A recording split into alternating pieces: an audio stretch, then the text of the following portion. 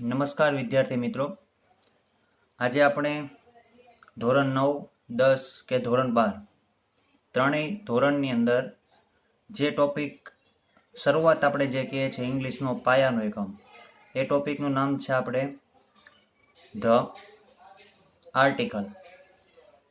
Okay વિદ્યાર્થી મિત્રો, આ જે આર્ટિકલ નામનો ટોપિક છે, આ આર્ટિકલ નામના ટોપિકને શીખવા માટે સૌ પ્રથમ તો આપણે એક તો અંગ્રેજી ભાષા અને બીજું તો કે ગુજરાતી ભાષા.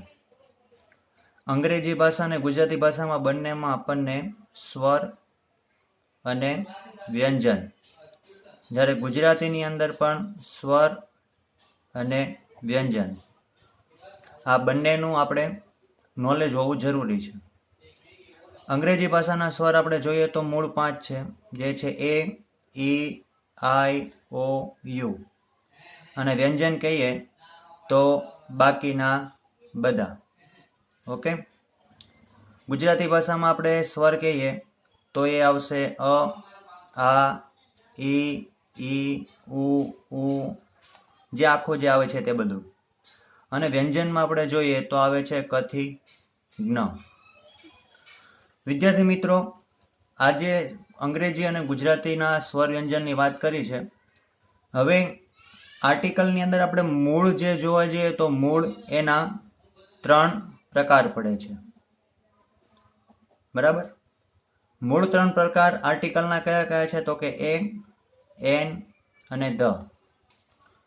3 પ્રકારની અંદર હું તમને સિમ્પલ રીતમાં તમને શીખવાડી દઉં. તો કે એ એન્ડ ધ આપણે મૂળ લેશું પહેલા પ્રથમ આર્ટિકલ એ. હવે આર્ટિકલ એ છે, આર્ટિકલ એના 3 નિયમ છે. પહેલો તો કે શબ્દની શરૂઆત વ્યંજનથી થવી જોઈએ. બીજા નંબર પર મુદ્દો છે શબ્દનો ઉચ્ચાર વ્યંજનથી થાય. અને મિત્રો, જે શબ્દ છે એ એક વચનમાં હોય. હવે આ આર્ટિકલ ત્રણેયને શીખવા માટે આપણે સૌપ્રથમ પહેલા આપણે જોઈએ તો ઇંગ્લિશ, તો કે અંગ્રેજી અને ગુજરાતી. જ્યારે પણ મિત્રો હું તમને એમ કહું કે શબ્દની શરૂઆત, તો એ આપણે જોવાનું રહેશે અંગ્રેજીમાં. અને જ્યારે હું તમને કહું કે શબ્દનો ઉચ્ચાર, તો એ આપણે જોવાનો છે ગુજરાતીમાં. મિત્રો, શબ્દની શરૂઆત પણ જોવાની છે અને શબ્દનો ઉચ્ચાર પણ જોવાનો છે. અને એ બંને વસ્તુ શેનાથી થવી જોઈએ તો કે વ્યંજનથી. ચલો હું તમને એક એક્ઝામ્પલ આપું છું. ફોર એક્ઝામ્પલ તરીકે બ્લેન્ક આપેલી છે અને અહીંયા હું લખી દઉં છું બોય. સેકન્ડ નંબરનું એક્ઝામ્પલ છે બ્લેન્ક અને પછી હું અહીં લખું છું ગર્લ.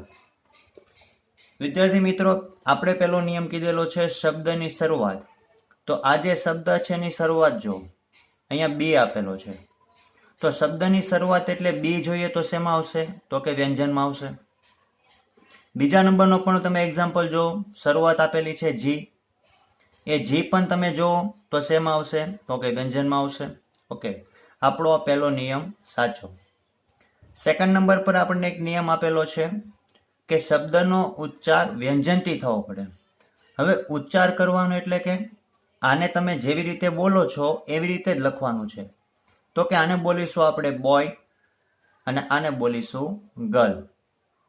હવે આ બંનેની પણ તમે શરૂઆત જો ઉચ્ચારમાં બ અને ગ, તો જો બ અને ગ એટલે કે કેમાં આવશે કથી જ્ઞમાં. તો એનો ઉચ્ચાર પણ કેમાં થયો વ્યંજનમાં.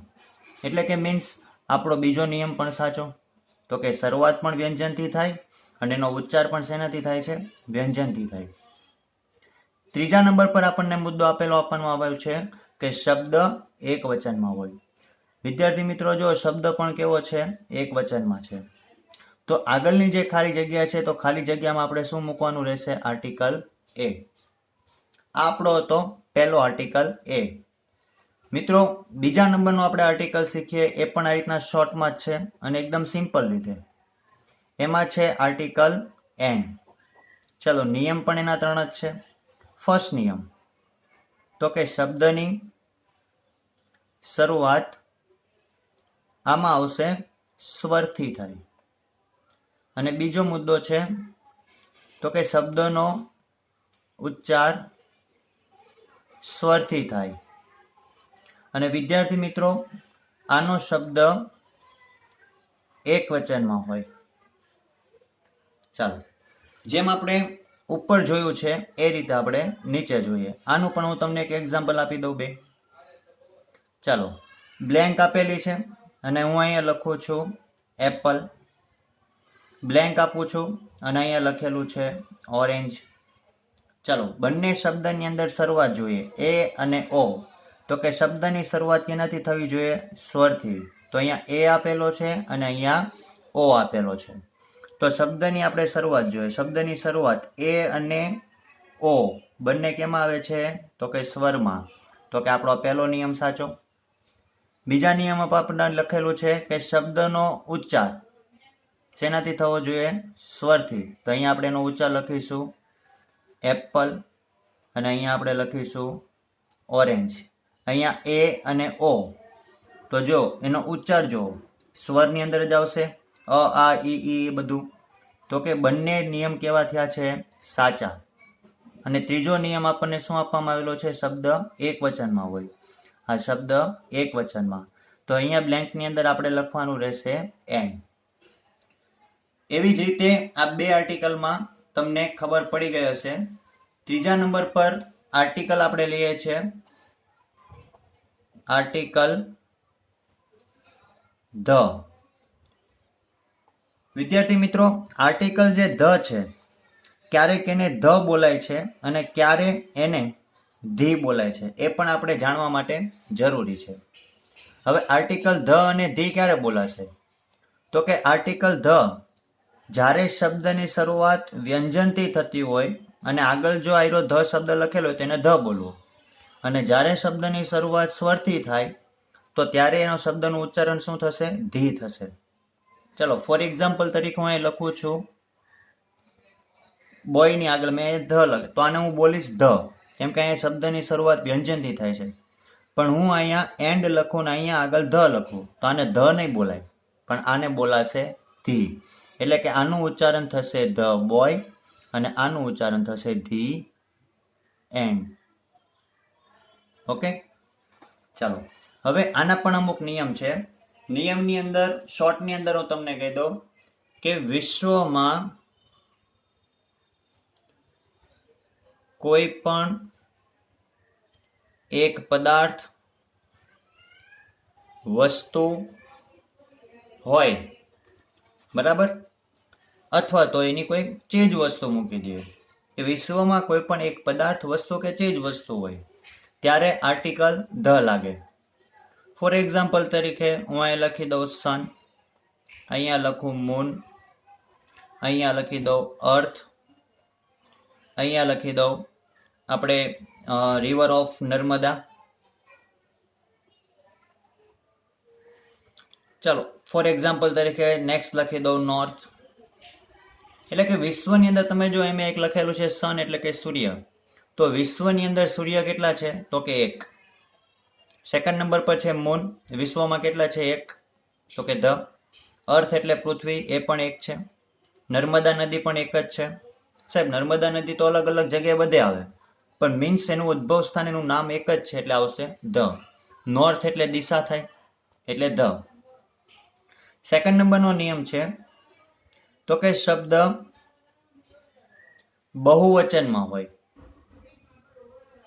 ઉદાહરણ તરીકે હું અહીંયા લખી દઉં બોયસ, અહીંયા લખી દઉં ગર્લ્સ, તો અહીંયા આવશે ધ. તો કે શું કામ? તો કે અહીંયા મેં જે શબ્દ લખેલો છે કેવો છે? બહુવચનમાં છે. થર્ડ નંબરનો નિયમ છે સુપરલેટિવ ડિગ્રીમાં પણ ધ આવે. એટલે કે યંગેસ્ટ, બિગેસ્ટ. સુપરલેટિવ ડિગ્રી એટલે કે મિત્રો છોકરાઓ, શબ્દની પાછળ શું લાગેલું હોય? EST લાગેલું હોય, તો એને સુપરલેટિવ ડિગ્રી કહેવાય. તો અહીંયા આપણે મૂકી દઈશું ધ. ઓકે, ચાલો, આ હતા આપણે 3 આર્ટિકલ, આર્ટિકલ એ, આર્ટિકલ એન અને આર્ટિકલ ધ. પણ મિત્રો ત્રણેયની અંદર નિયમ તો આપેલા છે, પણ આ જે નિયમ છે, નિયમની અંદર ક્યારેક અપવાદના પણ નિયમ આવે. શેના નિયમ આવે છે? તો કે અપવાદના. અપવાદનો નિયમ પહેલા નંબર પર એવો છે તો કે શબ્દની શરૂઆત સ્વરથી થાય, પરંતુ તેનો ઉચ્ચાર વ્યંજનથી થાય. તો જો વ્યંજનથી ઉચ્ચાર થાય ને તો આપણે શું મૂકતા હતા? એ મૂકવું. શરૂઆત ભલે શેનાથી થાય? સ્વરથી. ફોર એક્ઝામ્પલ તરીકે હું તમને કહું, અહીંયા મેં લખ્યું છે MBA.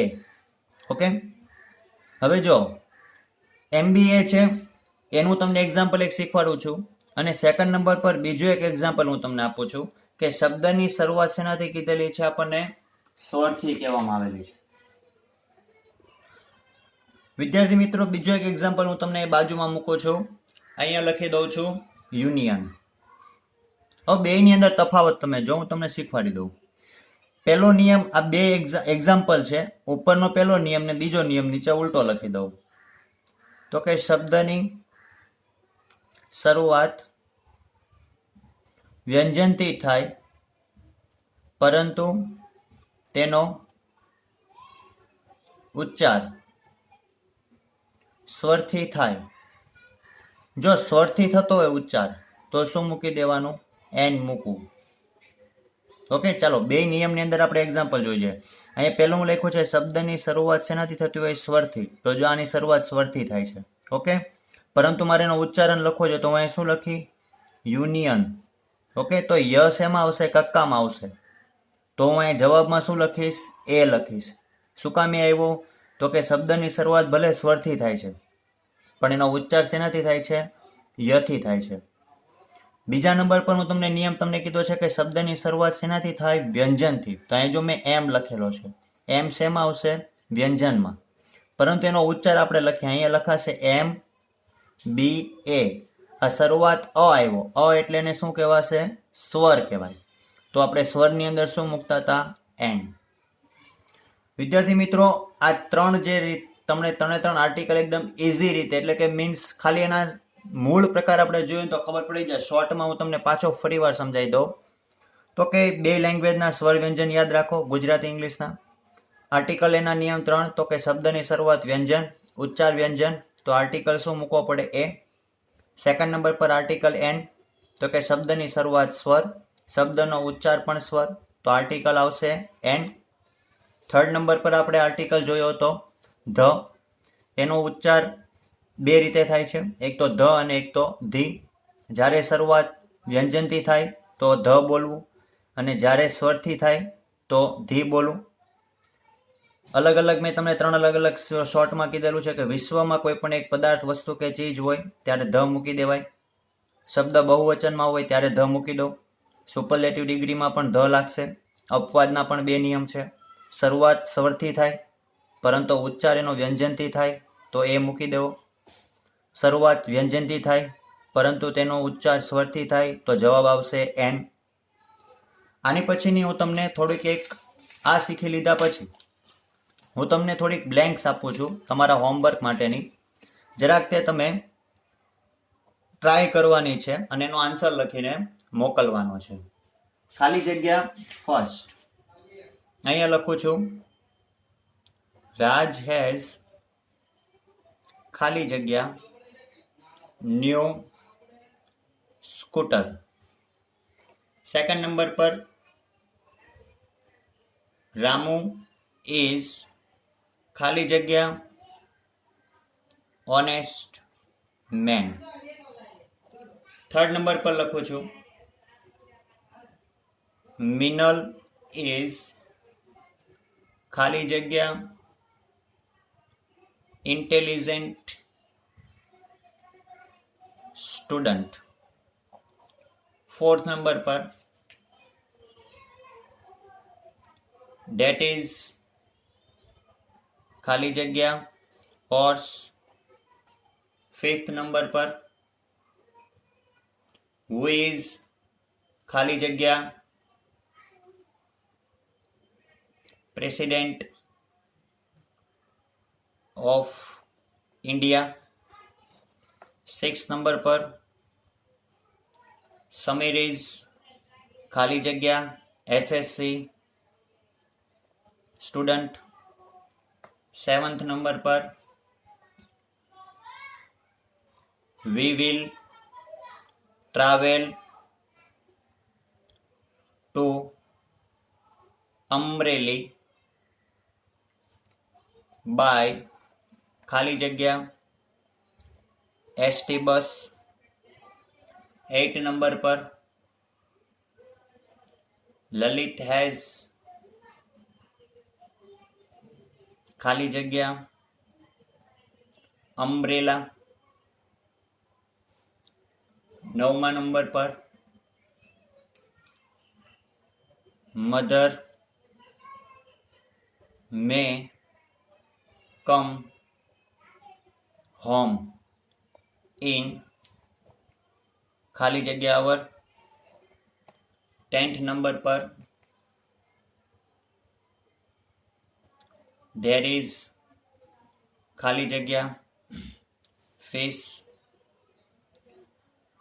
આ વિદ્યાર્થી મિત્રો 10 ખાલી જગ્યા મેં તમને આપેલી છે. 10 ખાલી જગ્યા એકદમ ઈઝી છે.